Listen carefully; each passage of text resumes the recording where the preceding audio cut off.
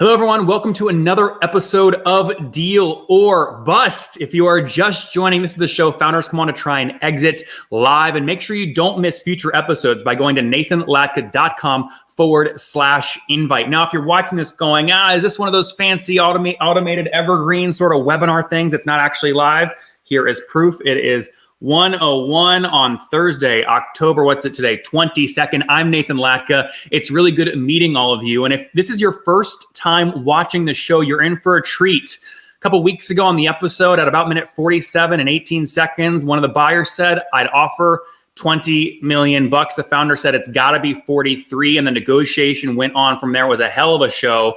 We're going to have fun today. I'm going to let you guys get a chance here to trickle in. If you're just joining, let me know in the comments where you're joining from. I see Genesis Grace joining from Missouri, says can't wait to start. And here's the cool thing, guys, about the show. You guys can participate. You want to make you're sitting on bags of cash. You want to make an offer in the comments. You got a tough question for a buyer or an expert or the founder, ask it in the comments. We'll get it live just like this. Watch this. Genesis Grace, boom, live on screen. Good to meet you. Steve, joining from Rochester, New York. Guys, let me know where you're joining from in the comments. Usually those of you watching right now on Periscope and Twitter are the witty ones. The LinkedIn ones are always, capital letter, period in the right spot, very formal. And then YouTube, God knows what to expect on YouTube. You get everything on YouTube. But here we go. John from Vancouver. John, good to see you. We got Milos joining from Serbia. Good to see you. John Pierre joining from France. Guys, we've got a great crew today. We're going to have a lot of fun. And again, if this is your first time tuning in, here's what folks are saying about the show. I watched the previous two episodes immediately. It's like Shark Tank, but raw, said Clifton. Ebenezer said, great show. Feels like the next Shark Tank. We've got Brian saying, this is well worth the watch. And you guys are showing us in terms of views. The first episode, a couple thousand views, did okay. Now 10, 20, 30,000 views per episode. We want you guys to know we freaking appreciate that. And be sure to subscribe if you're watching here on YouTube. Click the subscribe button and click the little notification bell icon. That'll make sure that when we do go live like this, you'll get a notification and you don't miss us actually going live. We've got a great crew of experts today. We've got a great crew of buyers with a lot of capital to spend, but it's got to be on the right deal. Our experts today, David Hauser, co-founder of Grasshopper, Chargeify, 30 million in revenue at Grasshopper before they sold. He sold both of them. Now angel investor, author of Unstoppable, founder of Superfat. We've got Yako from Winning by Design, who always brings it, consulting with some of the top SaaS firms in the world. And the man, Jason Lemkin, SaaStr, sold EcoSign back in the day, above $400 million deal there. Then was VP at Adobe before jumping off and launching SaaStr, the largest community for SaaS folks out there, 15,000 attendees, also $70 million fund behind him. But who are the buyers? Who are going to be doing the deals today? Well, we've got Jeremy on, Jeremy Hitchcock, founder of Dine. And, they're in the news. They were in the news for all the good stuff and all the bad stuff. And the cherry on top was the 500 or 600, or Jeremy just smiles when I ask him what the price was, but somewhere north $500 million deal, exiting to Oracle back in the day, now buying SaaS companies with his firm. We're going to meet him. We've got Sujin Patel with Ramp Ventures. He does this stuff for a living, buys SaaS companies, 7 companies so far. You maybe know Mailshake or Norbert. And Raj Sheth with Deca Lab, bought flydata.com this year, previously raised a bunch of money, ex-Recruiter Box, and again, now buying SaaS companies. So guys, we've got a great lineup for you today, but none of this is possible, none of it, without a great founder.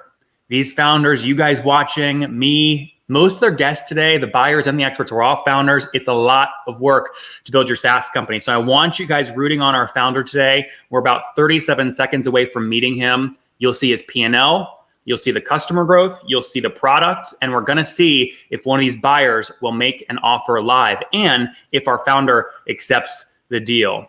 Are you guys ready to meet the founder? Are we ready to meet him?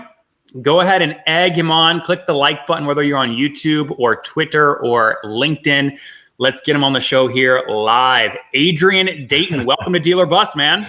Hey, thank you so much. Great to be here, Nathan. You bet. So the company is Clearview Social. We're going to get into in a second, but let's not bury the lead. What kind of deal are you looking for today? I want a good deal, right? I want a deal on the high end, right? Of what I can get. But more than money, I'm looking to find someone that could share my vision of what my company's capable of and build it into something much bigger. Okay, so are we talking 100% sale you're looking for here, or you only want to sell a majority, minority? How much would you sell?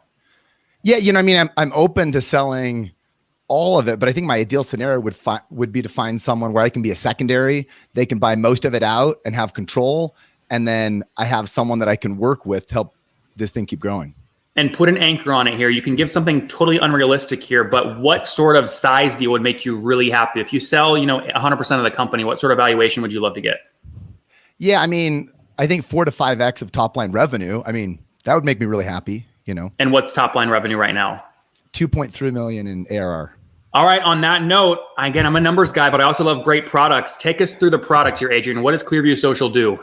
Yeah, absolutely. So just a little background. I started out my career as a lawyer, and I lost my job in the economic downturn and wrote the first book on social media for lawyers. And so I traveled all over the country speaking to groups of lawyers, and I just found they were so busy, they just couldn't get around to scheduling out and using social media the way that would really help them. And so I created this product that lets the marketers within their firms send them a digest of basically articles to share, mostly generated within their firm.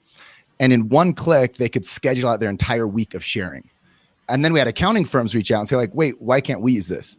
And then staffing firms, and then banks and other companies. And so something we originally created as a niche product for lawyers, is now used by over 50,000 professionals all over the world. And how many paying customers? So we have 183 paying customers as of, we signed 2 more deals yesterday. So definitely happy to see that happen.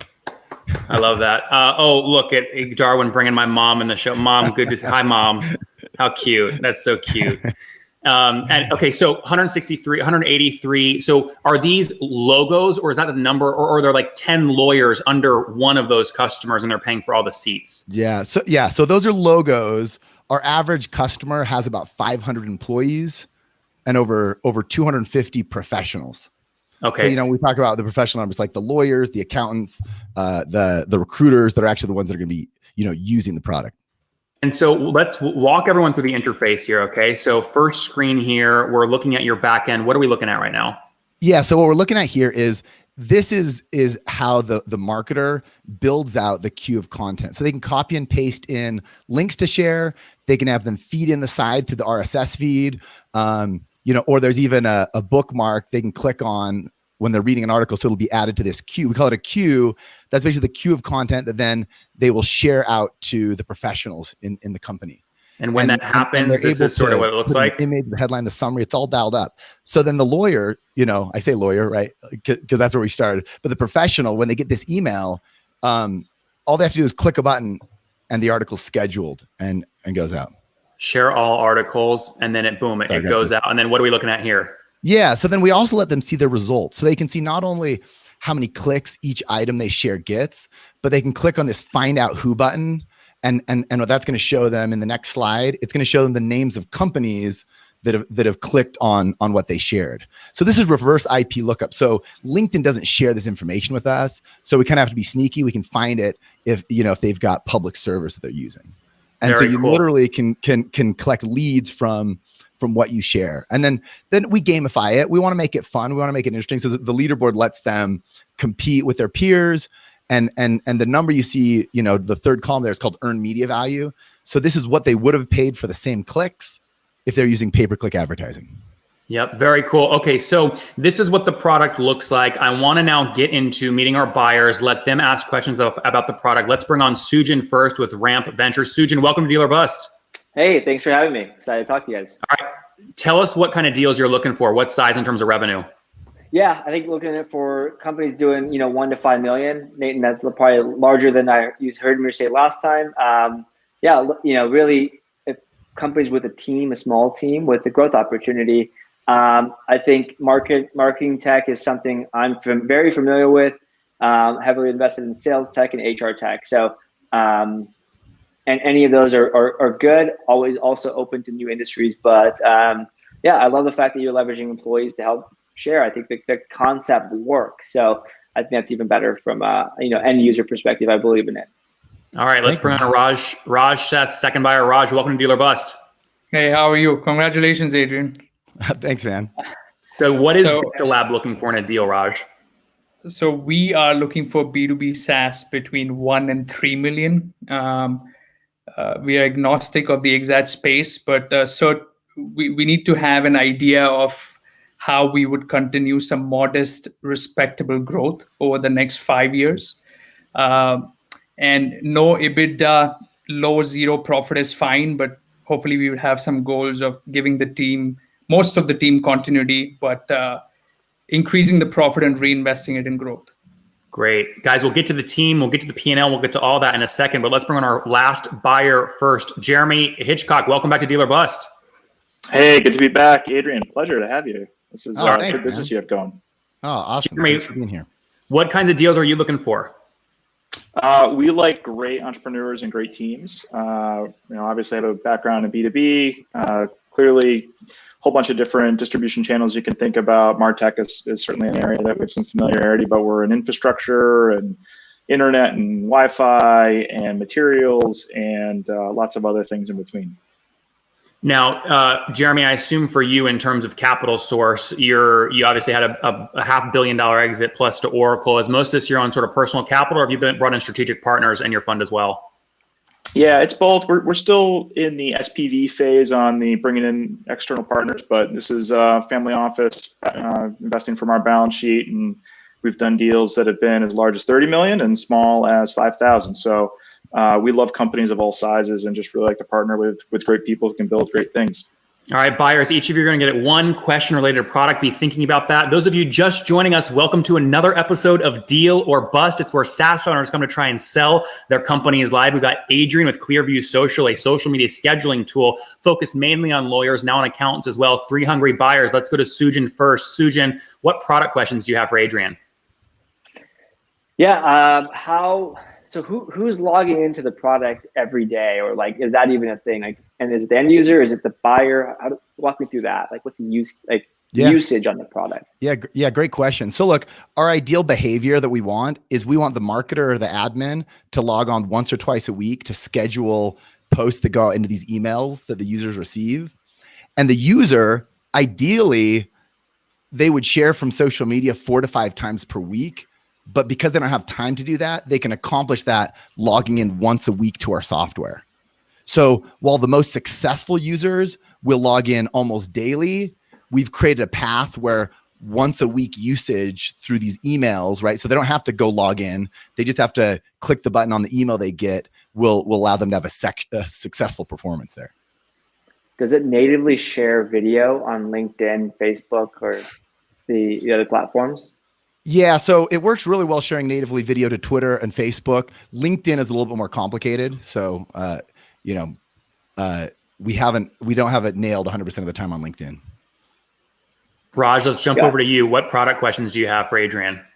Yeah, so I noticed that, of course, there's no self-serve sign up. So what does onboarding and setup look like, and how much what does that process look like in terms of time and team resources? Yeah, great question. I mean, the setup of the software is super easy. We usually work directly with the marketer or the admin, and they can upload a spreadsheet of the names and email addresses of their users, and they can basically create all their users in one upload. And then the users, all they have to do is click that welcome link and authorize one or more social networks. Typically, it's LinkedIn. I mean, 90% of our users are just using our product with LinkedIn, but the ones that add additional networks outperform everybody else. So the setup is very easy. And as to like the self-serve nature, our deal size is we're kind of priced at a level that while self-serve is in our roadmap, we haven't built it yet because there's just quite a bit of hand-holding, because even though the marketer can do everything on their own, they could set everything up themselves. They need to get buy-in almost always from higher up. And so they just need our help navigating how do they get buy-in to their organization. I mean, 99% of our clients, it's the first dollar they've ever spent on social media advocacy or employee advocacy. Sure. Raj, any follow-up? Not for now, thanks. All right, Jeremy, what do you got? So Adrian, I noticed that you started off as an attorney and then did some consulting stuff, and now you've built a product to automate your consulting. So it seems like you went through the whole journey of hey, I got this problem. I'm trying to find more leads, more clients, and you eventually built a productized business through consulting to get here. I'm just curious if that's in fact the journey, and how has it turned out different? Yeah, absolutely. I mean, when I started, within about a year being a consultant, I was one of the first consultants for kind of for the big law firms talking about social media. And so my consulting business just grew very quickly. And I went to, I doubled every year till I was making about $400,000 a year. But I mean, my travel schedule was crazy. I was on the road nonstop, and I'd go and I'd give a talk, or I'd speak to a group, and I'd get a big check. But it was like the next check only came when I jumped on a plane, right? And so almost from the first year, and I was consulting for almost 5 years before I launched the product. My first year of consulting, I was like, I gotta find a way to get them to send me a check every month, even if I don't go give a talk, right? I mean, like, that's where my head was at. And so, I launched Clearview Social in the Buffalo, New York ecosystem at a time when there was just a lot of encouragement for like new startups. And so I was able to get a ton of help and accessed a Series Seed grant from the federal government that matched my friends and family round. And so while I was consulting, I started the business. And then about 2015, I went completely full time into it. And from there, just started decreasing my consulting and increasing our ARR, which I think it was a good trade. So, and you can kind of see that in our financials there too. So yeah, I mean, that's the story. And as much as I love building the SaaS company, I still love speaking to big groups as well. I mean, I had a webinar for 660 people just an hour before the show, actually. I mean, it's just like, I still have a passion for like moving the industry and trying to influence changes in behavior. So anyway. It's a great story. When you think about the product 3 years from now, what are your aspirational features, capabilities that aren't there yet? Yeah, I mean, I really think that right now, social media is still such a novelty that people don't think of it as their normal workflow. And I want sharing updates to social media and being a resource for your network. I want that to be like going to the gym every day. And so most of the development we're working on is how do we create a system where people can make this product habit forming, and not so they can like win a contest, but so they can be regularly executing and build these habits that are going to dramatically help their business because it increases visibility and helps teach people how smart they are. Yep. Cool. Great points, guys. And Adrian, you pulled them out, but I just want to pull them in. We've got people joining. I can't pronounce, what is it? Abu Goodboy 1. Love the screen names. Creativity points for screen names on Twitter. But saying, what are the annual profits like? I mean, one of the things I love about Adrian, what you've done, you can see here year to date. I mean, this is the first year that you'll be generating a profit, right? It looks like you're on track to generate somewhere between like 150 to 180 grand of profit this year in 2020. Yeah, that's right. I mean, a little bit discouraging because this was going to be a breakout year where we generated, between $600,000 and $700,000 of profit. But COVID wasn't really in our plan, as I'm sure it wasn't for most. So that's kind of frustrating. But we've done well. We've done okay. Yep, absolutely. And again, a lot of that growth has come from, as you just pointed out, the pattern, a decrease in consulting revenue, right? As you've increased your software license revenue, which is a critical pattern we see in software companies. And speaking of those patterns, one of our guests today are both David Hauser, who built Grasshopper and Chargerify, and Jason Lemkin, who obviously built a great SaaS company. Both of them are about 2.5 minutes away from joining us live. Adrian, any product things you want to address that you think the buyers maybe did not ask about? Not that I can think of. I mean, maybe there'll be something else I think of. Okay, great. Guys, those of you just joining, again, you're watching another episode of Deal or Bust. It looks like we've got about 180 of you guys watching live. Do not be shy. Just like Abu Goodboy 1 on Periscope, if you have a question, put it in the chat. We'll put it live on the screen. We'll fire it over to Adrian. And what I'm going to do now is we're going to touch base with all the buyers. They've seen a high-level view of the financials, so they know the size, they know the profits. After we come on with the experts, we'll talk about the team and things like that. But first, let's see where the buyers' heads are at. Raj, we're about to go to a break for you in terms of bringing the experts on. Do you want to see more about this company? Are you interested in making an offer potentially? I absolutely want to learn more. Great. All right, let's go to Sujin. Sujin, are you in and want to see more? Or are you out? In. Yeah, I'd love to see What more. do you like about it so far? I like it. I mean, it's right size. I think it's right size of growth. Looks like an opportunity that I think I could to capitalize on. Very good. And Jeremy, let's go to you. You want to see more? Do you like the company? What's going through your head? Yeah, it's interesting. I mean, the growth and kind of thinking around market sizing, the team, where you can go with this. I think that's, I can't wait to hear the experts and their questions. All right. Buyers, oh, sorry, Jeremy, I didn't mean to cut you off there. But buyers, there you have it, guys. Now you're off screen. You don't have to worry about looking cute in front of the camera. Take your notebooks, make notes, look at the P&L, and come back in about 8 minutes, ready to either make an offer and ask some questions or drop out and state why. Adrian, what do you think so far? Good feedback from the experts? Are you excited? Yeah, great feedback. I mean, you asked me the product question, and I did have one last thing. Can I add one more thing about the product? I think it's useful. Okay, it's your show, baby. What do you got? Yeah. Thank you. So we've developed a proprietary algorithm called peak time, and what that does is it figures out the very best time to share your posts on each social network at the best time of the day, and it spaces them out in the ideal way. And what this allows for is it means you can load it up with 20 posts, and they'll all be optimized. And each week that data goes into our AI algorithm, and the data keeps getting improved each week. So anyway, I think that's a value add to our product that's probably worth mentioning. Let's see what the experts have to say. And guys, if you're just joining, ask questions. Mon in the comments saying, this is so awesome. I'm totally hooked. What's Tyler saying? Love this concept. How the hell is the show not the biggest podcast? And Tyler, we're getting there, baby. We're getting it. Share it on Twitter, guys. Click the like button. Root Adrian on here. He's looking for, Adrian, what'd you say? 4 to 5x top line? That's right. All right. So we'll see what happens. That would be what, approximately, an $8 to $10 million range is what you're looking at. We'll see what the buyers say when they come back on after the break. Let's talk to the experts though first. Coming from a guy that has sold this company, we'll go to David Hauser, then Jason Lemkin. David, welcome to Deal or Bust. Hey, Nathan, how are you? Good to have you back on, man. Yeah, absolutely. What do you think about Adrian? I know a few of these buyers too, so it's even better. Who throws the most money around? Oh, I can't say that. All right. What do you think about Adrian, though? Incredible business here, right? Yeah, this is a great business, actually. I really love some of the messaging, and I love how you're utilizing employees to make social media work, really. I do have a few kind of quick comments.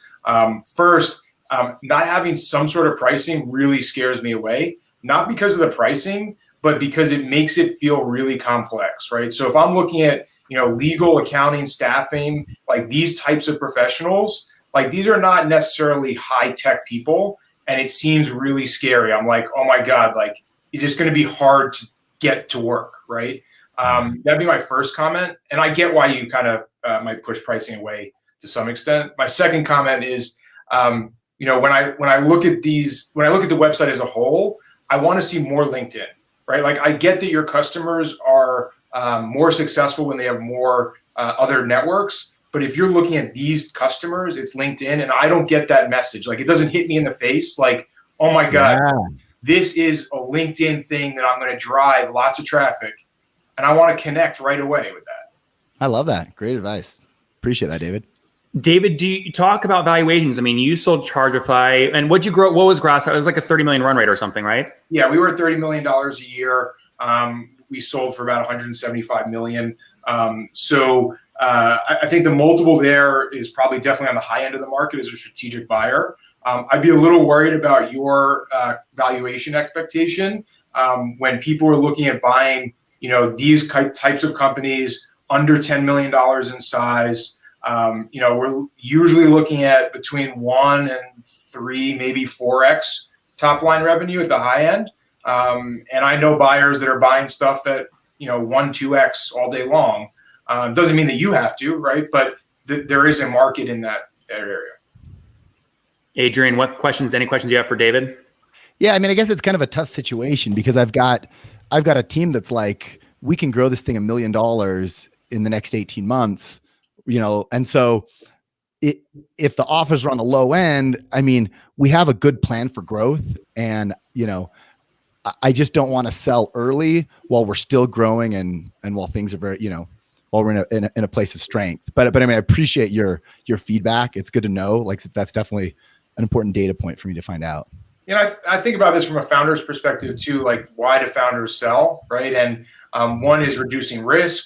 If some founder gets tired with something, they want to move on to something else. But if it's really a risk reduction type question. You have to think about things like COVID, right? Like you thought you were going to drop $700,000, $800,000 the bottom line.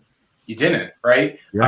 So we all want to grow, right? And I'm not saying that you can't, but it is about balancing risk, right? And that's kind of in the back of my mind as a founder, right? Absolutely. David, good stuff, man. Now, you either really liked SaaS and you liked it so much you had your exit, you don't want to do it again, but now you're writing a book and you're founded Superfat, which is like a food product, direct to consumer. What the hell is going on here? Yeah, maybe I went the wrong direction. High margin, scalable businesses to low margin inventory businesses. Maybe the wrong decision, but I do love SaaS. I mean, it's what I spent all my time doing. Hey, David, appreciate you coming on. If people want to learn more about you, where can they find you online? DavidHauser.com. I have a weekly newsletter, talk about all of these topics and lots more. Guys, we'll drop that in the comments right now. David Hauser, thanks for coming on Deal or Bust. Thanks, guys. All right, let's mess around with Jason Lemkin real quick. Jason, a lot of people say, and you say it, you sold EchoSign too early for $400 million. Now look at DocuSign's market cap. Is Adrian trying to sell too soon? Well, I have one question. It's interesting because vertical SaaS is so big, right? So if we go back 4 or 5 years ago, social media for lawyers would sound beyond niche, right? It would sound like a niche of a niche of a niche. But cloud got so big, Nathan, as we know, right? I mean, it's 200 times bigger than when I sold. So I guess the first question I have for Adrian, looking at your business, is what's your churn? Are you keeping these customers? What's your churn rate? Yeah, great question. So I have kind of two answers for you. No, there's just one, but keep going. No, logo churn and revenue churn. Yeah, no, there's two. Yeah. Okay. Thank you. By the way, good to see you again, Jason. I love all your stuff, man, especially your Quora answers. Anyway, we've been net negative revenue churn for the past 3 years until this year.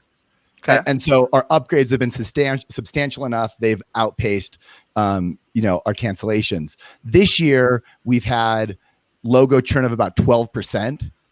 And we've actually had about 10% revenue churn this year, just because even though we lost fewer logos this year than last year, this far into the year, but the upgrades aren't as big. So that's kind of the what difference. usually happens. So you've got a couple $1 million business, and you've got how many clients? 50, 100, 200? 183. Yeah. Okay, they're happy because your churn is relatively low, right? It's net negative until COVID, right? And we're coming out of COVID, so it will become net negative again. So the interesting thing is when this happens, when you have happy customers and sort of mediocre growth, usually what's really happening is your product is too feature poor. And whether it's really LinkedIn integration or LinkedIn video, or whether that you're in one of the more competitive spaces that is out there, right? There's a million social media tools. I mean, I would just summarize two things. I would say, ask yourself, is your engineering team good enough and can you make it better? Because if it is, this is a huge space, right? Look at what's happened to Sprout Social since COVID. You think you're down, but Sprout Social went from one of the more challenging IPOs of last year to almost a $3 billion company. So this is a good space. And what I worry about companies like you, net negative churn but low growth, is the product it's just, you don't quite have product market fit. Are you doing enough for these lawyers? Are you really doing what they need to generate those leads? And I would challenge you, is your engineering team good enough? Or the product team good enough? If you can make them better, I would go for it. I would go for 10 million and 20 million in revenue. If it isn't, certainly selling for 4 to 5 times 10 million bucks. Are you the only shareholder? I own most of the company, but I do have some. If you can get 10 million bucks today, I would probably take it too with your 20 to 30% growth.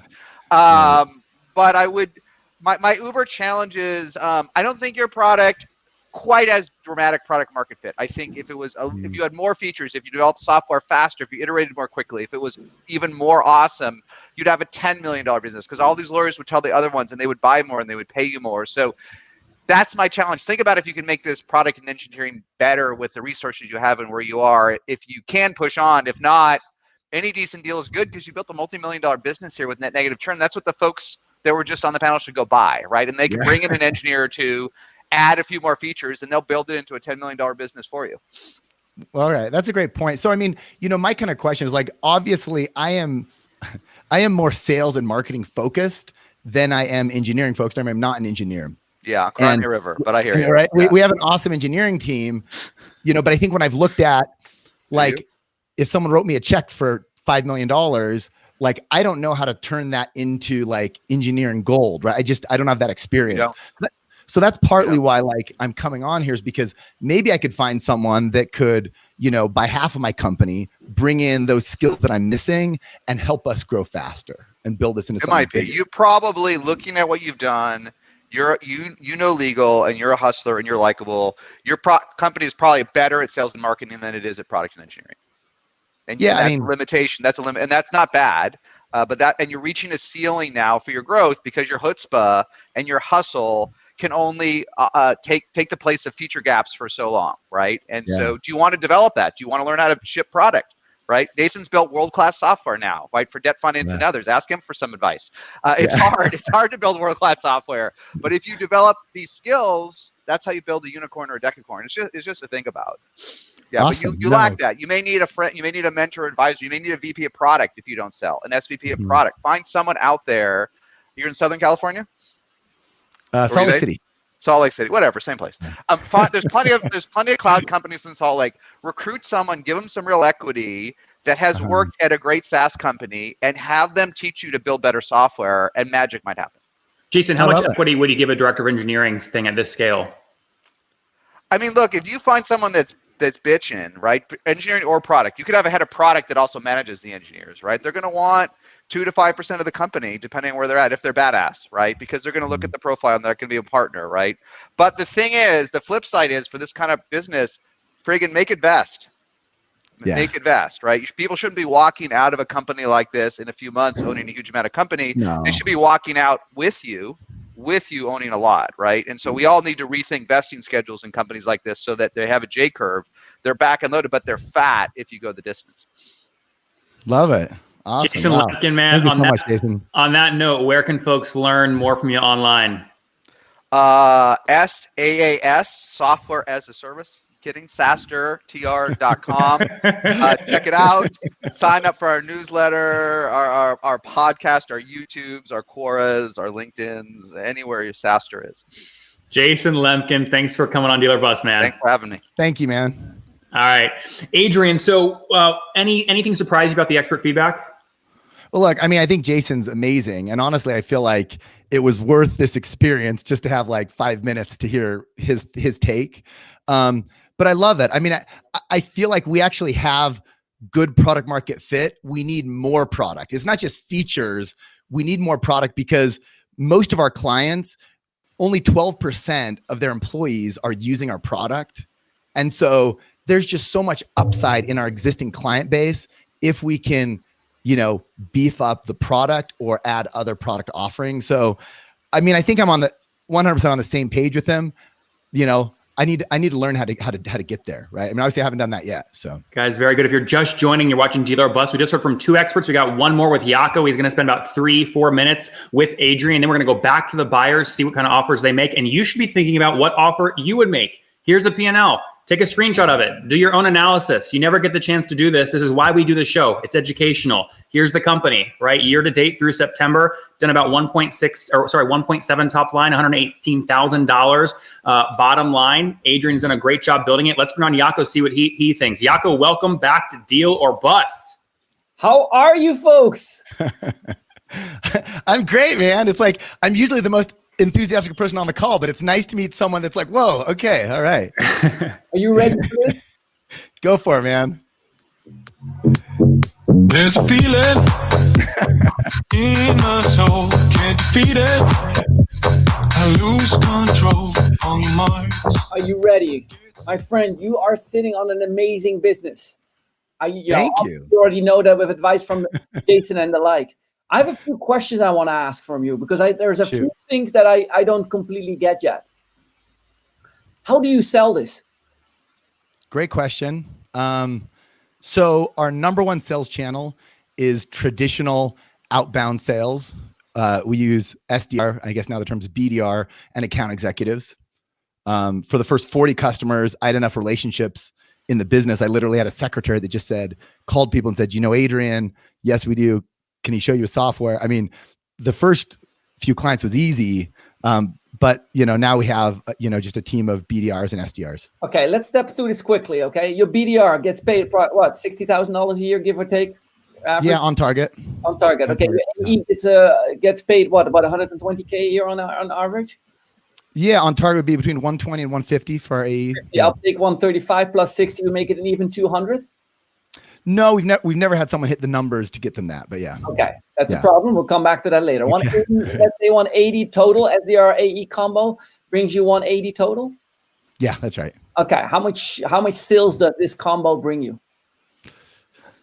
Just about $400,000. $400,000. You spend $180,000 a year to bring you $400,000. I wish I could get it for less. Okay. That's what I want you to understand is that your go-to-market strategy, and as I share my screen, your go-to-market strategy here, you sit, what is your price that you sell? What's the average price that the client buys for you? I'm going to mark you up right here. So $12,000. $12,000. Now what I'm going to do, this is a standard diagram. I'm going to drop the price. And what you're going to see, as soon as I drop you to $12,000 there, then your price, you are scaving. You're no longer, your two-stage sales organization is no longer scalable. You should be looking at a one-stage sales organization. Okay. Two things you can do. Help me out here. What are the two things that you can do here? Bring in inbound leads through marketing and, increase the price. Oh, okay. Yeah. Increase the price, because what you're seeing is at about $180,000, bringing in about like $400,000. That's expensive. That doesn't scale well. Now, if you're telling me you got 5-year line clients, your customers stay with you for 5 years, party on, like go all out it. But if your clients stay with you 1 to 2 years, you're in a deep doo-doo zone. And if you're between 2 to 3 years, how long is your estimation currently that your clients are sticking? Yeah, 7.5 years, 90 months. Okay, you don't exist that long, so you calculate that as the inverse of churn, I assume. That's right. Okay, that is not real churn. That is fixed. Oh, okay.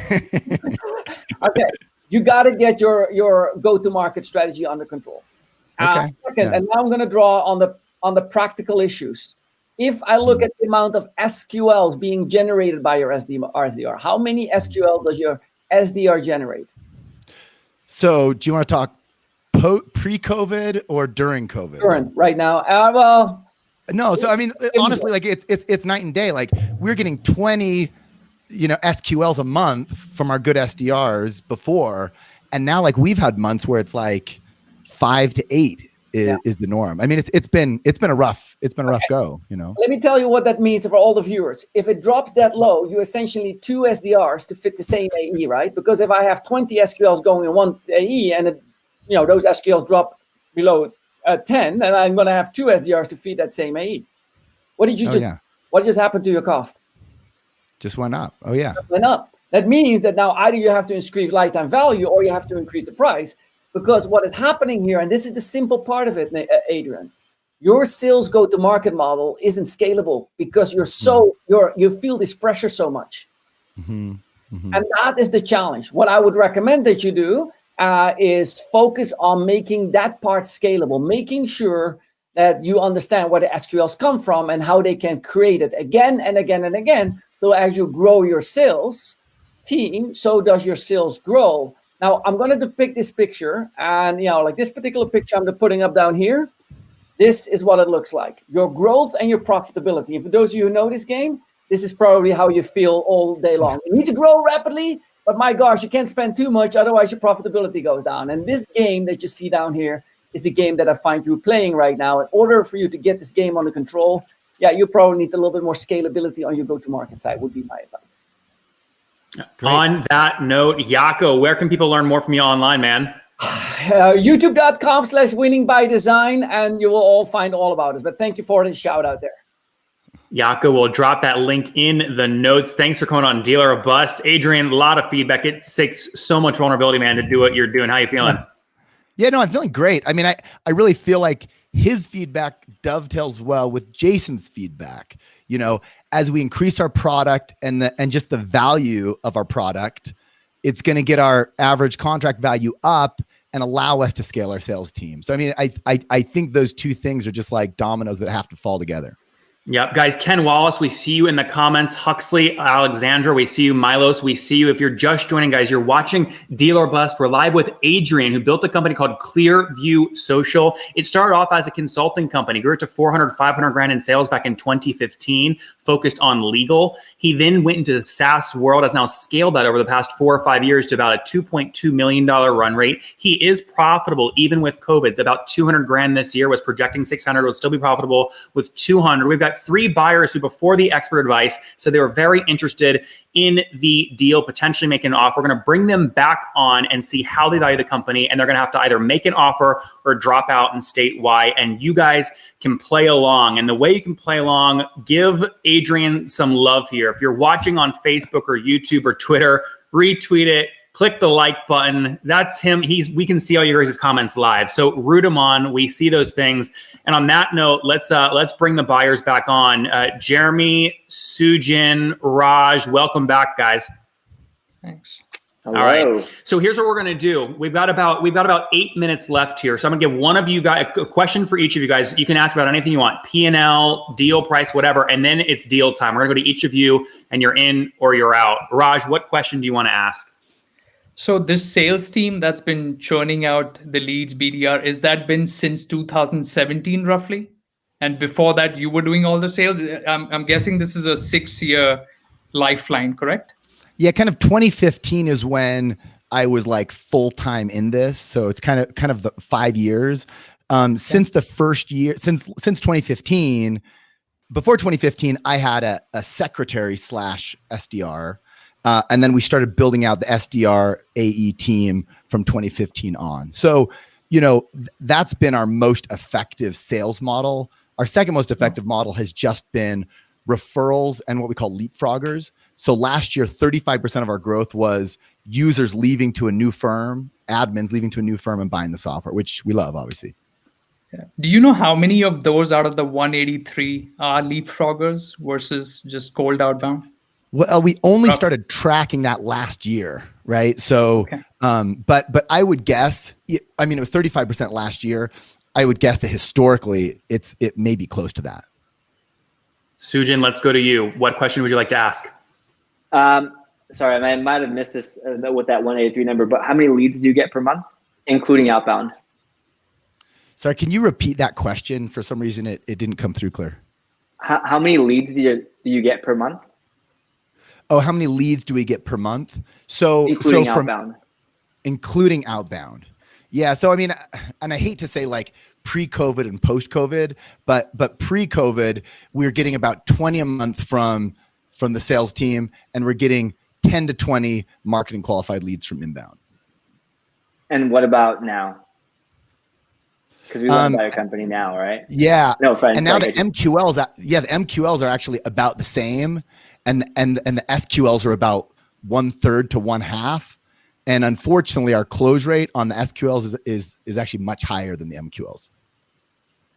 Is the close rate still the same? Sorry, it's just a sub question on that, on the lead close rate. No, so the close rate has gone down as well, just because most of our clients, even if they love the product, there's 2 phases. We sell it to the marketer, they take it into the executive meeting and try to sell it kind of to the board, managing partner. And so there's still a huge number of firms that their marketing budgets are locked down because of COVID. I mean, it's crazy. It's frustrating because they're having the most profitable year ever, but they won't spend extra money on marketing right now. Jeremy, let's wrap up with you. What questions do you have for Adrian? I'm going to go the opposite way. I mean, I have no questions on metrics. I think all that stuff, I mean, you heard 3 experts giving you a bunch of advice. It's all right. It's all wrong. How much of this business do you want to own in the end? I think that's a big question. And I think you heard a little bit of the questions of, hey, obviously you take some risk off the table. That's a smart thing, but like, you're going to disappear after something like this gets done. You have good founder market fit. You're the value of this thing. So if you go anywhere, you have to be in it for a while. Yeah. So 2 weeks ago, Nathan asked me, if I would sell the business when he interviewed me on his podcast. And, my initial impression was like, yes, I was having a hard week, right? And then over the last 2 weeks, as I've been like looking at things and talking to advisors about like, what do I want to do with this thing? It's helped me kind of reignite like why I love this and I love what I'm doing. But it's also made me realize the parts of it that I'm completely okay to never do again, right? Like I love being a representative. I love speaking. I love bringing in the crowds and like, and I love, I write for Forbes. I've written 2 books. Like I like being the voice. I don't know if like, CEO is my favorite, is the best role for my personality and my skills. Right. So, but to answer your question, I mean, I would be comfortable selling over half the company, but I would love to end up with, some substantial portion so I can see it continue to grow. Cause I mean, I believe in what we're doing. All right, guys, there you have it. You guys are watching live. You're welcome to chime in. Company just did, they're doing about $200,000 a month in revenue. He initially asked to sell, again, a majority stake in the company for somewhere between 4 and 5x top line. What do you guys think? Is he going to get an offer in line with what his valuation expectations are? We're going to find out right now. Raj, let's start with you. It's deal time. Either make an offer and sort of state how the structure would work, or drop out and state why you're not interested. So I think I'm going to drop out because we right now we are a good fit to buy things where we fight one war. If we are doing product and engineering, there is some sort of an inbound funnel of leads, so we can focus on product engineering. Or if we have to, focus on growth, we won't touch product engineering for a while. So that's completely our delta. I'm just not comfortable working on a funnel that's completely cold outbound right now, because that's not our biggest strength. But I think it's a beautiful business, and 2 million is magic mark. And I know I'm not here as an expert, but I would just tell you to keep going for 5 million, and not sell. But that's me. Sorry, I'm gonna. Thank you, Raj. Appreciate it. All right, Raj. Susan, let's go to you. Where's your head at? You making an offer? Or you're out, and why? I'll make an offer. Yeah. Go for it. All right. So. First of all, you're not going to like my offer. And I honestly think as a founder, you should go just keep doing this and go find coaches and go hire out your problems. You have revenue to solve your problems. So that's what I would do if I were you. But I'm going to make you an offer. I think this offer is something you can ride along with. So I'd probably buy something around like 60 to 70% of your business. You'd keep the rest at a 3x multiple. Or something around 2.5 to 3x. I have to look at the numbers in a lot more detail. I don't know. I actually didn't look at your team enough, but yeah, I need to look at the team and kind of what it takes to grow this thing. My plan would be to keep this thing for the next 3 years, get to 10 million as fast as humanly possible, spending on healthy growth. Again, keeping that like negative, the net negative churn there, keeping you active. So part of this offer would be you'd still stay on as an employee to do what you do. This is the Adrian show. I'm here to help you behind the scenes, make this happen to get you to 10 million. I'd want to sell probably for a 4 to 5 to 6x multiple to a strategic buyer. Still also want to figure that out. I don't really understand the biggest business enough to know that, but yeah, that's kind of what I would do. And we'd go along together for the ride. I'd obviously make more than you, but you get cash up front. Make more than you at the end. Sorry, not like now. Adrian, initial reaction? Well, Sujan, I mean, thank you so much. I mean, I think it's a strong offer, and like I'm interested in talking to you some more. I mean, I think if I could get 2.5 to 3x forward looking on next year's revenue, that would be more attractive to me. But I mean, I don't think we're that far apart. Obviously, I have my anchor that I came in here with, but I think it's worth having continuing the conversation. Yeah, Adrian, you have 2 potential buyers. You want to make them fight like hell for you so they get irrational and pay way too much. Jeremy, what are you going to do? It's going to be like Sujan and I we're trade notes. My valuation. Love the business. I was employee number 2 because somebody else went on the books before I got paid at Dine. Saw the movie from 0 to 500 employees. We had all sorts of product and sales awards. Yako doing the go-to-market motions. I mean, we transcended a bunch of those types of issues and inside transactional all the way to field sales. Question of 2/3 to 75% of the business that we'd be interested in acquiring. I checked to you for maybe almost 5 million, and our valuation is going to be probably around the same. I mean, anchoring around 2.5.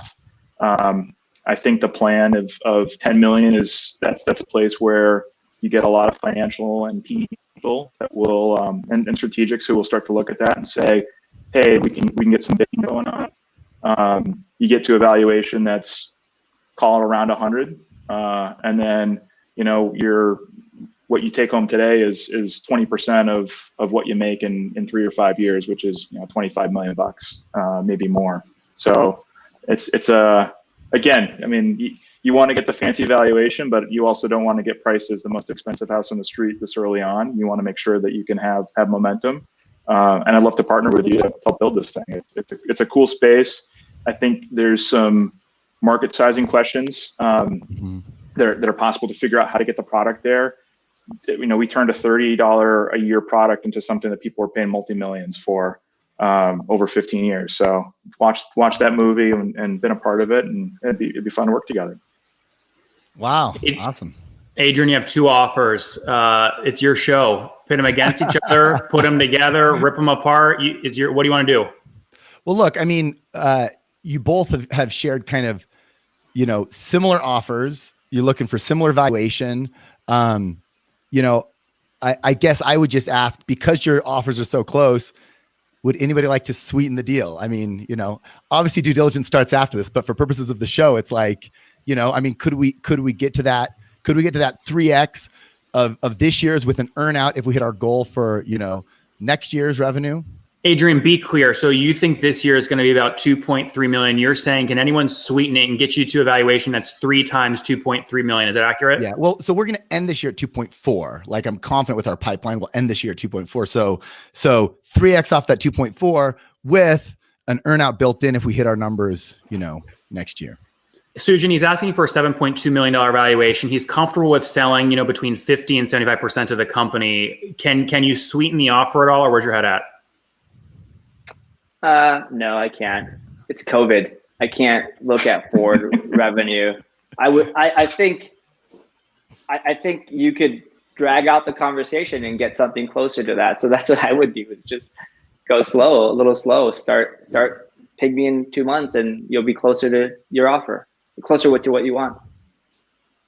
So Sujin's sticking tight, Adrian, at about a $6 million valuation. Well, I'm a high end of $6 million valuation, somewhere between 5 and 6 million, basically saying he'd buy 60% of the company, right? So call it a $2.5 to $3 million offer is what you would take now. You'd keep building it. He'd want to sell it for 5x that down the line. Jeremy, is your offer sort of different in any way? I mean, sort of pitch yourself here to Adrian. Do you see any daylight between the 2 offers? About 7 is where, you'll hear a magical 7. Although I tell you that you're bidding against yourself. 3 years from now, you'll be kicking yourself for selling another 5 points, and you'll be like, my gosh, what? Each one of those is, fancy whatever unit of metric you have. Well, I mean, Jeremy, that sounds great. I mean, honestly, like, I think you both have presented great offers, and I'd love to continue talking to both of you. But in terms of like to make a deal on this show, so we give the audience what they want. Like, Jeremy, I love your vision of what we could do together, and I would love to take your deal, 7 million. Keep chatting, man. Okay. Sounds good, man. All right. Jeremy, guys, there you have it. Jeremy, thanks for coming on Deal or Bust. Adrian, listen, congrats. Yeah, and guys, we don't try and make this like some magical thing, right? We're not like Shark Tank. There's not a check being written live, but we get as close to the deal as possible. And literally what happens now is I send an email intro to Jeremy and Adrian, and they go see if they can work it out. And I see people in the comments. I see Jonathan Siegel with Xenon, who is like the killer when it comes to buying and selling sorts of SaaS companies, going, can we view this and make an offer? So I can guarantee you other people are going to be jumping in here. We'll do follow-up episodes down the line. But Adrian, you came in. Yeah. You asked for something kind of expensive. You got close to it. What's going through your head right now? Oh, I mean, this is awesome. I mean, I had way more fun than I thought I would. And I just got some great insights, I mean, to hear the advice from Jason and the others. I mean, honestly, it seems pretty clear that like, if I want to like hammer down and build this for another 3 years myself. Like there's good potential for what I can do. I just have to decide if I want to keep flying solo or I want to bring on a partner. And like, you've given me some great people to potentially work with down the road. Guys, everyone give Adrian a round of applause in the chat. Leave a comment, upvote it. Dude, so vulnerable to get on, man. Thanks for coming on Deal or Bust. Guys, if you're watching and you want to come on live and buy a company or sell a company live, go to nathanlatka.com/casting right now. We'll put the link in the comments. Additionally, make sure you don't miss future episodes. Subscribe here on YouTube, click that button, and then click the bell icon so you don't miss future updates. Lastly, these pop up, we do them every other week. If you want a calendar invite for each of these when they're live so you're not late and you don't miss an episode, right now, go to nathanlatka.com/invite. Again, that's nathanlatka.com/invite. For those of you that joined late, you can now go rewatch this on YouTube. We had Adrian with Clearview Social come on doing 2.4 million in terms of run rate, asking for a 4 to 5x top line valuation. We jumped to his team, the product, the agency to SaaS story. We had 3 great buyers on, 3 great experts, ultimately got a $7 million valuation from Jeremy at Orbit. He's obviously one of the early folks, the co-founders at Dyn, sold for Oracle for more than $500 million, now buying companies. We'll see what happens from here, but congratulations to Adrian. And guys, thank you for tuning in to another episode of Deal or Bust. I'm Nathan Latka. Take care, guys. Bye-bye.